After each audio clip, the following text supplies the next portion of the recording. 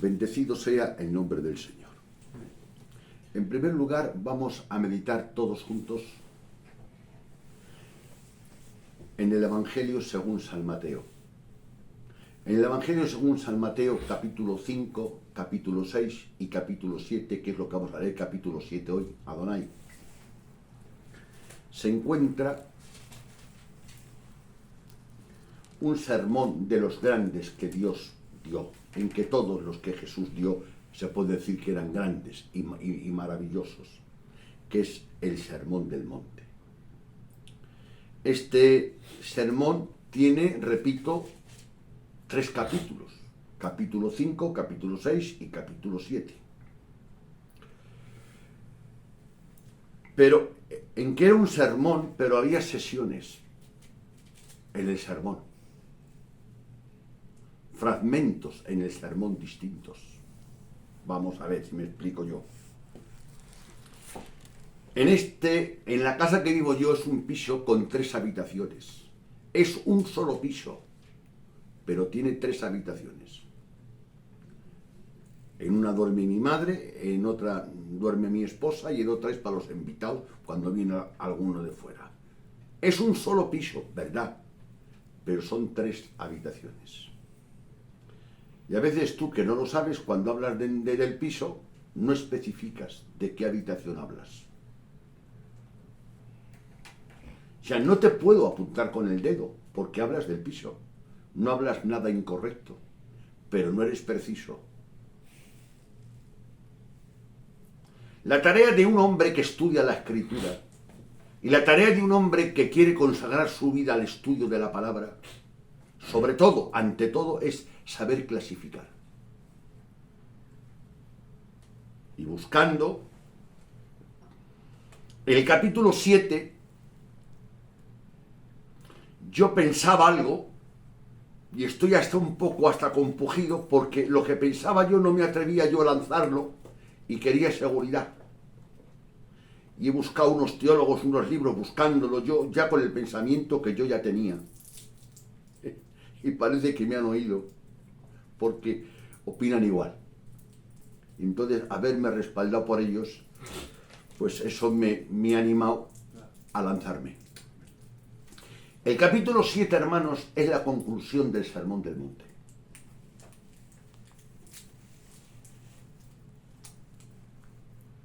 Entonces, una cosa es cuando yo doy un sermón y otra cosa es cuando doy una conclusión. Para poder dominar mejor el capítulo 7 había que ir al capítulo 5, capítulo 6 y capítulo 7. Pero bueno, vosotros tenéis la ventaja que ya en YouTube están las bienaventuranzas todas grabadas, está la vida vertical y horizontal de Mateo 6 y está un imperativo con promesa, Mateo 7, 7. ¿Recordáis que Jesús dijo: pedid y os dará, buscad y hallaréis? Son imperativos con promesa. Y una de las cosas que hablemos en aquel momento, que hace ya muchos meses, no sé si la recordáis, lo que me llamó la atención de ese pasaje es saber la ubicación, por qué estaba ahí en ese momento, la oración de la regla de oro.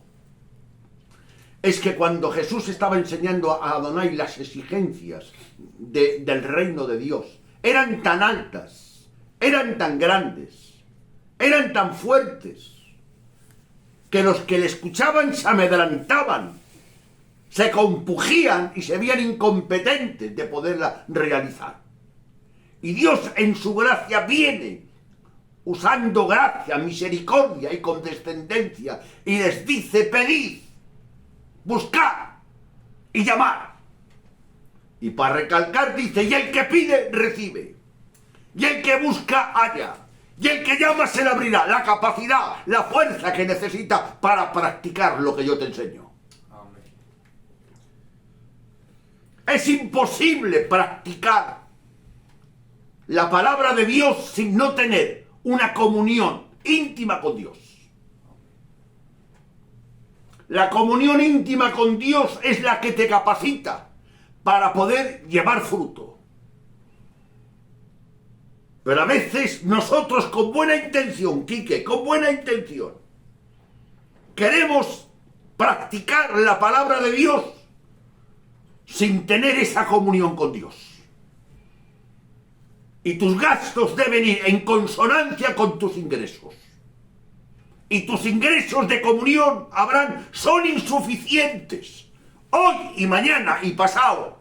Y es una pena que deseando y anhelando y buscando hacer la voluntad de Dios, te vas a morir sin conseguirlo. Porque tus ingresos no llegan. O aumentas tus ingresos, o te se van los ojos detrás de esa casa y no puedes comprártela. No porque no quieras, sino porque no tienes los ingresos suficientes para comprarla. Y Dios, siendo tan misericordioso a los hambrientos, que es a nosotros hambrientos de pan de Dios, no solamente te ofrece pan, sabiendo que soy tan malo, me manda a comer pan. O sea, a un hambriento que tiene hambre, pues no hace falta mandarle que coma pan, si está hambriento, si está deseando. Pero Dios sabe, sabiendo que soy tan rebelde y tan terco, Dios me manda, come pan. Es un imperativo con promesa. Pedid es un imperativo. Buscad es un imperativo. Llamar es un imperativo. No es una cosa narrativa. Y yo veo a gente buena, mejor que yo, por cierto. Bueno, para ser mejor que yo no hace falta ser muy bueno. Mejor que yo, con buenas intenciones. Y le miro, y observo su vida. Y le digo yo, si tú supieses que te vas a morir sin conseguirlo.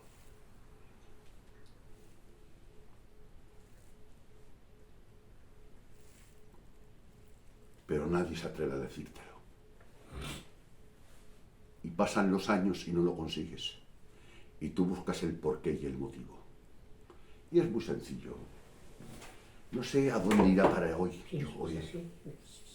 Escuchadme bien. En Juan capítulo 15, no hace falta que leáis, dice Jesús, se compara. Yo soy la vid y vosotros sois los pámpanos. En otras versiones dice, vosotros sois la rama. Una rama puede llevar frutos si no tiene relación con el árbol. ¿Y por qué pretendes tú llevar frutos sin tener una relación íntima, permanente y continua con el árbol? Más te digo, cuando dice en Juan 15, permanecer, Adonai, y cuando dice llevar fruto, el imperativo es permanecer. La narrativa es llevar fruto. No dice a la rama que dé fruto, que lleve fruto. Porque una rama, aun estando en el árbol, no produce el fruto, lo produce el árbol. Lo que el árbol le dice, rama, date un poco tono y date un poco importancia, que te dejo llevar mi fruto.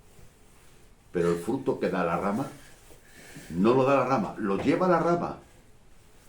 Por eso dice la Biblia, Jesús, que hablaba muy específicamente, el árbol que no dé fruto es cortado, ¿sí o no? Correcto. Pero en ningún texto encontrarás la rama que no dé fruto es cortada, en ningún texto.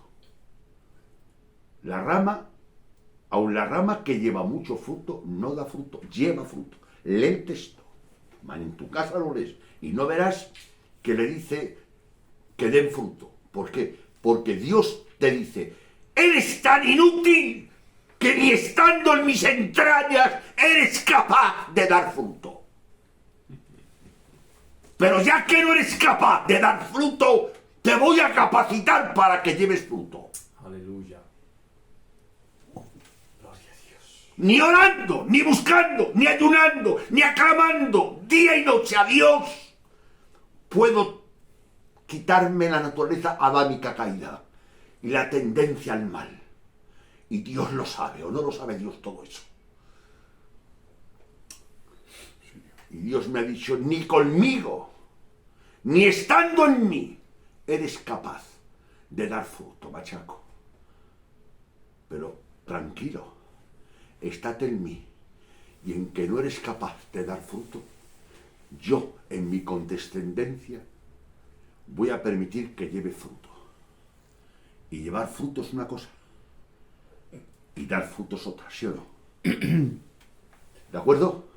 Amén. Entonces aquí hace esos imperativos.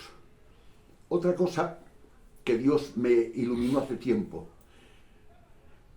y es que no consiste en que el pámpano dé la vida por la vid. No os equivoquéis. Es que en esta tarde voy a hilar, si puedo, muy fino. Y eso hay un precio, ir muy despacio, Emilio. No está en que el pámpano dé la vida por la vid. No, es un error. ¿Qué dice? Es un error. Noble, de acuerdo. Con buena intención, de acuerdo. Pero es un error, Quique. El pámpano no puede dar la vida por la vid. ¿Por qué? Porque no tiene vida. El pámpano debe unirse a la vid y permitir que la vida de la vid corra por él. Gloria a Dios. ¿Os dais cuenta la diferencia? Permite. El pámpano, Emilio, debe permitir por medio de la unión en Cristo. Porque todo está en la unión en Cristo. Amén. En Cristo doy fruto, en Cristo soy salvo y fuera de Cristo estoy condenado. Claro está. Hablamos de la unión en Cristo. Y es el Espíritu Santo el que te une a Cristo. El Espíritu Santo el que te une al cuerpo. Ese es el bautismo del Espíritu Santo. ¿Qué te piensas que es el bautismo del Espíritu Santo? ¿Quién te puede colocar en el cuerpo de Cristo? Pues Dios. Y Dios es el Espíritu Santo, ¿sí o no? Amén. El Espíritu Santo te coloca en el cuerpo. Eso es el bautismo. ¿Y qué es la regeneración entonces, machaco? Pues muy sencillo. Jesús dijo, yo en vosotros y vosotros en mí. Yo en él es el bautismo, me coloca en él. Y la regeneración, él está en mí. ¿Os dais cuenta el hilo? Por medio de la regeneración, él está en mí. Y por medio del bautismo, yo estoy en él. Aleluya. Y todos por gracia Amén. y por misericordia. Todos por gracia y por misericordia. Gloria a Dios me libre del pecado de decir que yo he conseguido algo. Porque cuando digas que tú has conseguido algo, te vas de la gracia. Muy bien. La gracia es algo que te da que tú no mereces. Claro. En el momento que tú pronuncies que mereces algo, te has ido fuera de la gracia. Has caído de la gracia. Yo os voy a decir lo que merezco, y lo digo en YouTube para que se entere el mundo. Merezco el infierno y la condenación y que Dios hoy me mate y me lleve al infierno. Es lo que merezco, señores. Por eso, reconociendo mis maldades, me acerco a Cristo.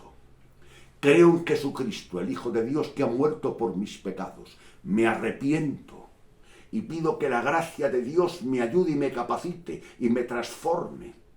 Porque la gracia es la que transforma a la persona y al transformarme cambio de conducta. La conducta no me da la gracia. El cambio de conducta viene por medio de la gracia. Amén. Sí, Señor. La gracia es una bomba, pero en el buen sentido. Una bomba que revoluciona los pensamientos, la mente, los sentimientos y que transforma una vida. Y el Señor, ahí viendo los apóstoles que no podían, va en auxilio de ellos y dice, pedid y se os dará. Abraham, te ha dicho Dios, y yo sé que tú tienes ese concepto bueno de Dios, que Dios no miente. Te ha dicho, pide y yo te daré. Busca y hallaréis. Llamad y os abrirá. Algunos teólogos quieren usar esas palabras para separarlas. No, yo pienso que ahí lo que hace Dios es intensificar la frase, intensificarla, como Dios Jehová es santo, santo, santo, santo. Es repetirla, es recalcarla, es ponerla en negrita, como digo yo. Pedid y os dará, buscad y hallaréis, llamad y os abrirá. Y ahora para recalcar más, para recalcar y para alentarte dice, porque todo aquel que pide recibe. O sea, ¿para qué? Es que Jesús predicaba completo. No dejaba nada, ¿os dais cuenta? Clasificaba, ataba, unía, no dejaba nada suelto como algunos obreros dejan cosas muy sueltas en el púlpito. ¿Verdad? Después de decirme Dios pide y recibe, busca y llama y te abrirá. Dice, porque todo aquel que pide recibe, Emilio, y el que busca halla, y el que llama se le abrirá. Es la promesa. Por eso diariamente debemos agarrarnos a la provisión divina. Esta es la provisión divina para poder practicar la voluntad de Dios y poder vivir por su gracia a la altura que Dios te manda. Si no, es imposible. Bueno, ¿dónde termina? He dicho que esto es la conclusión del mensaje que Jesús dio en Mateo. ¿Y dónde lo dice, hermano Machaco? Pues ahí lo vais a ver ahora. En el verso 12 lo dice. Así que todas las cosas que queráis que los hombres hagan con vosotros, así también haced vosotros con ellos, porque esto es la ley y los profetas. Ahí concluye. Y para recalcarlo, verso 24. Cualquiera pues que me oye estas palabras y las hace... ¿A quién? ¿A qué se refiere? A las palabras que él había hablado, ¿sí o no? Es la conclusión del mensaje, las dos casas. Cualquiera que me oye, no es que iba a predicar ya, es que ya ha predicado. Cualquiera que me oye estas palabras, le compararé. O sea, él te compara y él me compara a un hombre prudente, el que practica la palabra. Aleluya. Y el que no practica la palabra le compara a un hombre imprudente. Tú a ti mismo te llamas imprudente, pero te ofendes si te llamo yo imprudente. Pero si te llama Dios imprudente, el tema es que no es que te llames tú imprudente. El tema es que no es que te llame yo imprudente. El tema es que Dios en persona te llama imprudente. Falta de sabiduría. Falta de cordura.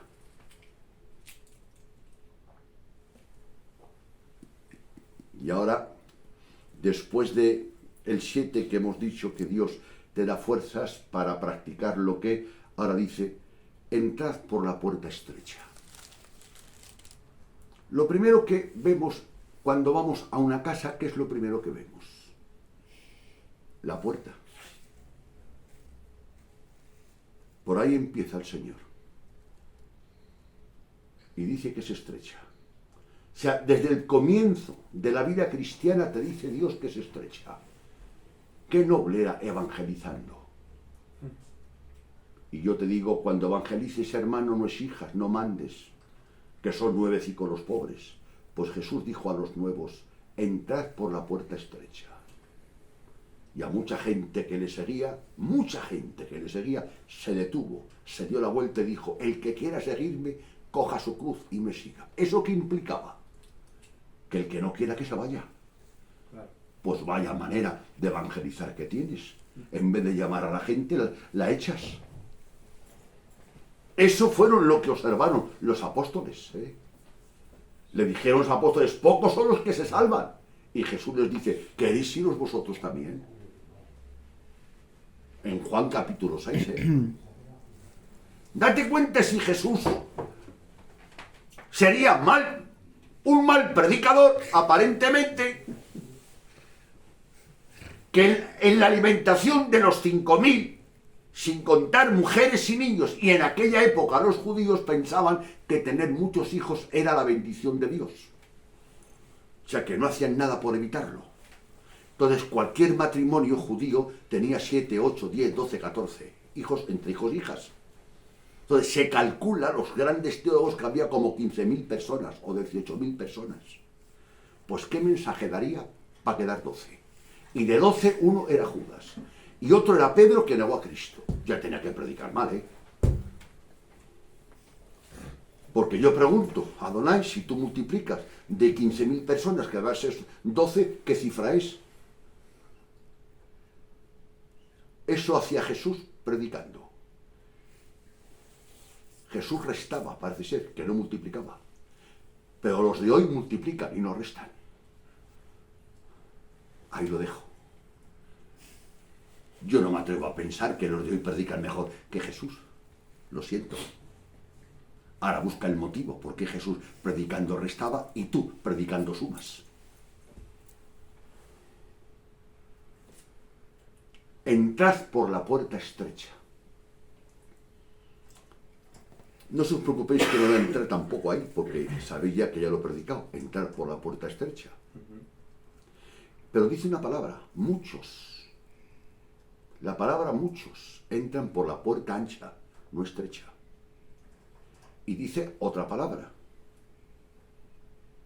que por la puerta estrecha entran pocos. Pero mi pastor ama tanto a las almas que hace planes para que por la puerta estrecha entren muchos y por la puerta ancha entren pocos. Pues si lo consigues, has conseguido lo que no consiguió Jesús, compañero. Jesús en persona predicando. Que yo tengo ese concepto, que Jesucristo es Dios. Amén. Y Él dice que por la puerta estrecha, Quique, entran pocos. Y la palabra pocos es lo contrario a muchos. Y sin embargo también se molesta en informarte que por la puerta ancha entran muchos. Claro, haber muchos en un lado, tenemos la tendencia de ir ¿dónde? Vete al mercadillo y ves en un puesto que hay mucha gente. ¡Ay! ¿Cuánto vende esa persona? ¿A qué te acercas? A ver qué vende. ¡Te atrae! ¿Pero qué te ha traído? Ni el género ni la calidad, la gente que había. Tienes que dejar dos cosas. La puerta ancha y la gente que camina por la puerta ancha. Pero algunos estamos dispuestos a dejar la puerta ancha, pero no estamos dispuestos a dejar la gente que entra por la puerta ancha. Claro, es tu hijo y es tu nieto y es tu nuera. Ahí no entro tampoco. Es fácil, con la ayuda de Dios, no entrar por la puerta ancha. Pero no solamente Dios te pide que no entres por la puerta ancha, sino que dejes la conducta de la gente que entra por la puerta ancha.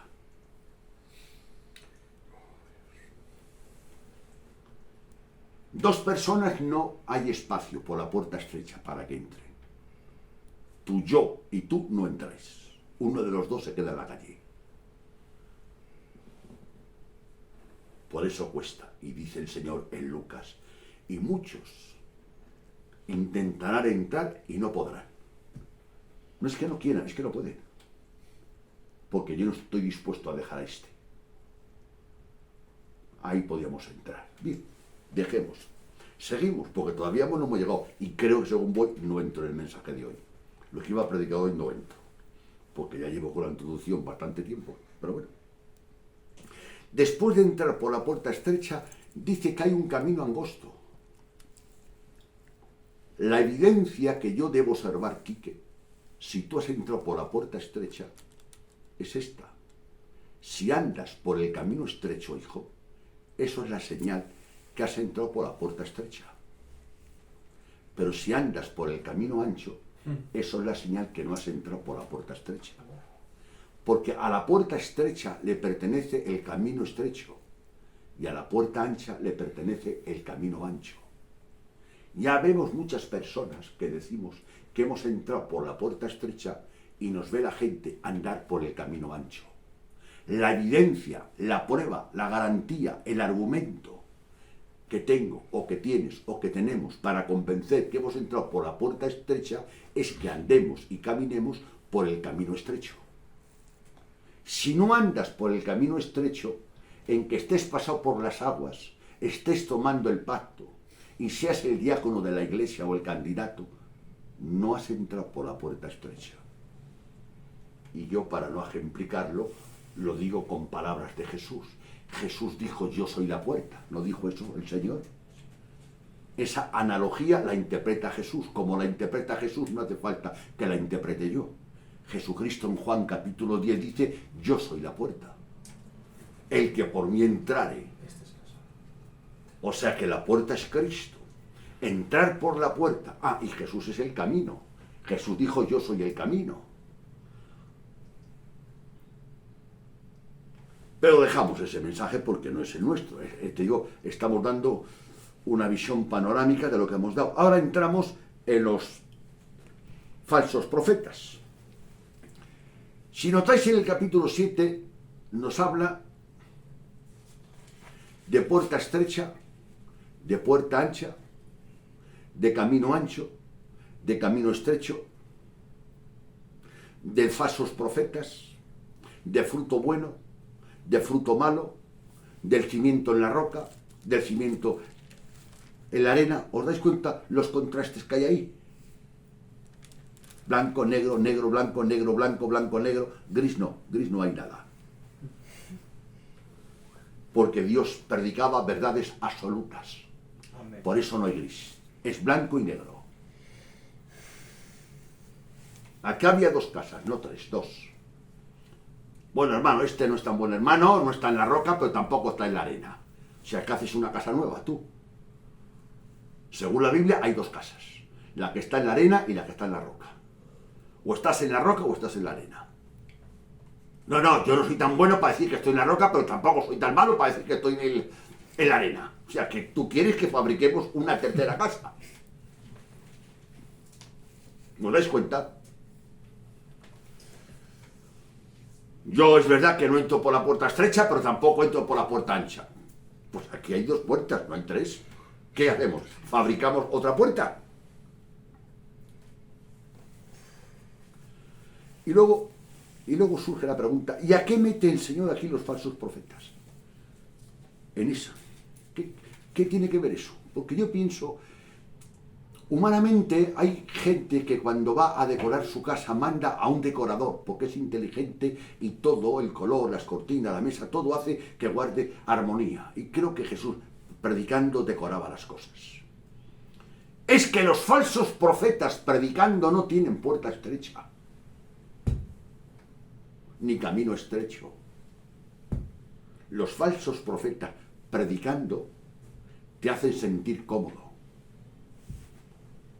porque lo que pretenden solamente es una cosa, es agradarte, y agradándote hablas bien de mí.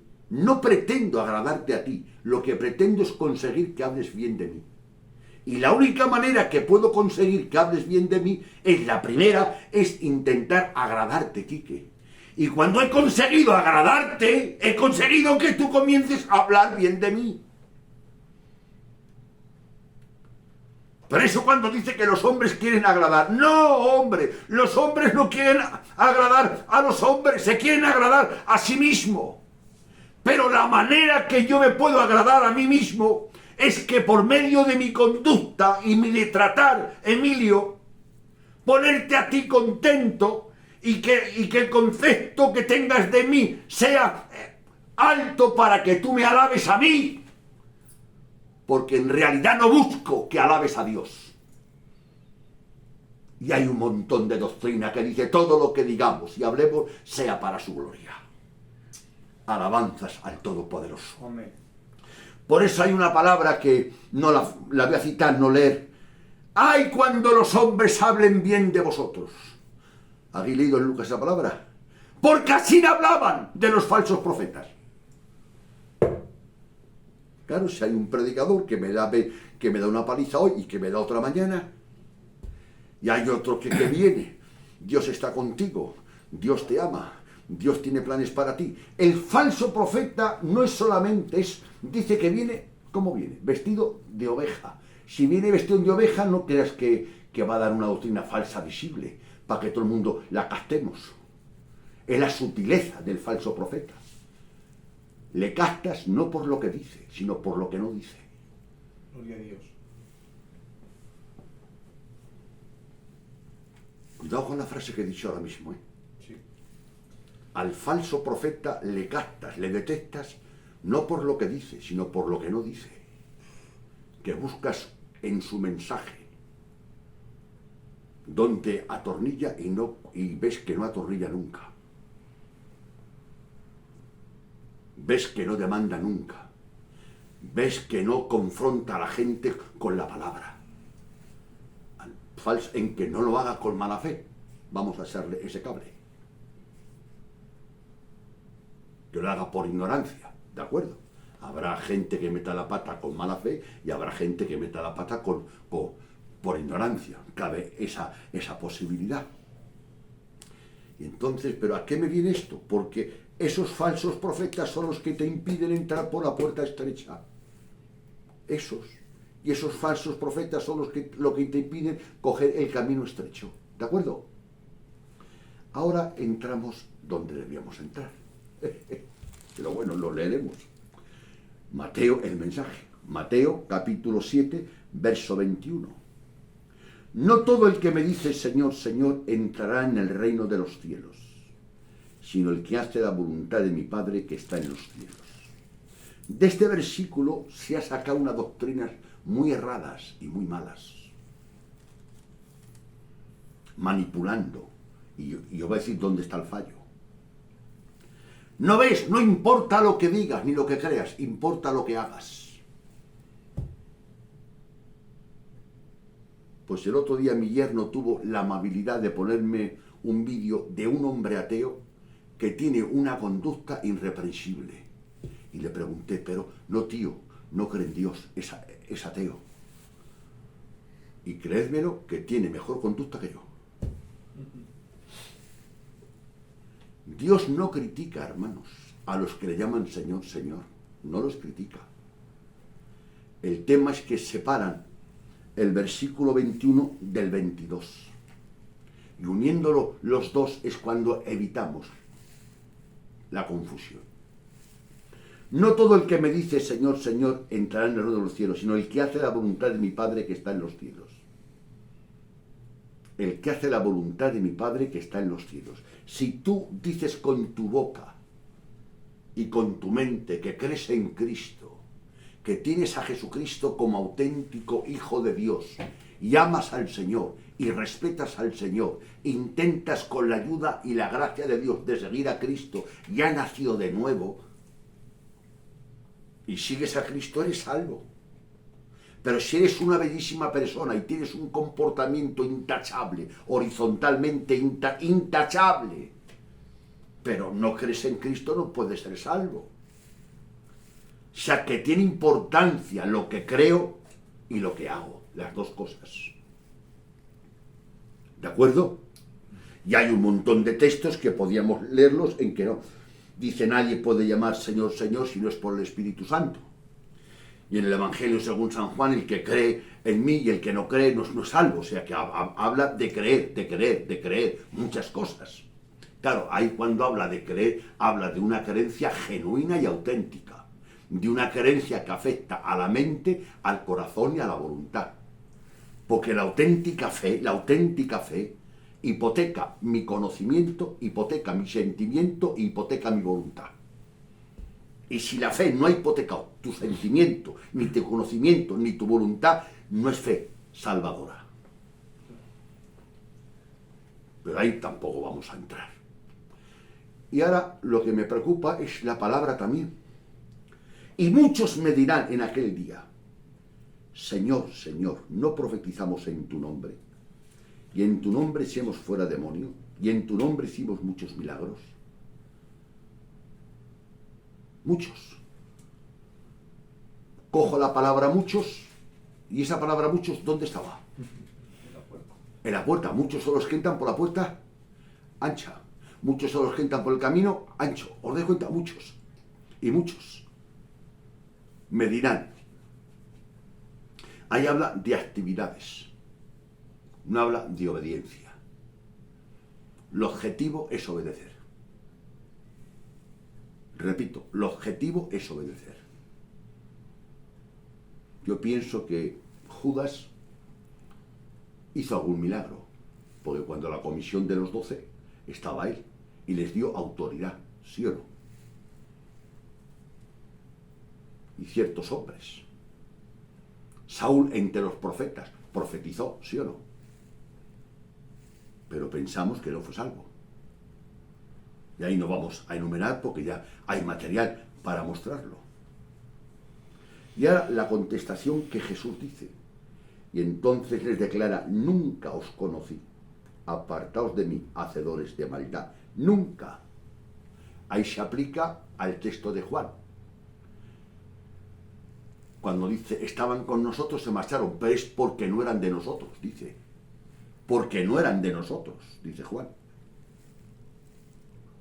¿Os dais cuenta? O sea, hermanos, que es una pena. Ahí nos habla del hipócrita inconsciente. Eso me lo ha enseñado Martin John. Eso no es mío. Eso yo no lo sabía, ¿no ves? Yo pensaba que todos los hipócritas eran conscientes. Pero Martin John me ha enseñado que estos eran hipócritas inconscientes. Esa es gorda, ¿eh? Mira si eran inconscientes que hablan con Dios. Señor, en tu nombre. Y, le dicen Señor, Señor, 2 veces. Habla de unión, ¿sí o no? De fraternidad. Señor, Señor. Ellos, ¿tú crees que ellos dudaban, Quique, por algún momento que estaban condenados? Ahí nos habla de una paz falsa, de una seguridad falsa y equivocada. Ahí se podía hablar, pero es muy serio y es muy triste. Yo toco por encima y luego doy lugar a que el Espíritu Santo te diga, te revele hasta donde el hombre no puede llegar. ¿Sabéis una cosa? Hay un versículo que Dios me habló hace muchos años y se lo enseñó a Abraham. Y es que Andrés llevó a Pedro a Cristo, pero a Andrés no le cambió el nombre a Pedro, fue Cristo el que lo cambió.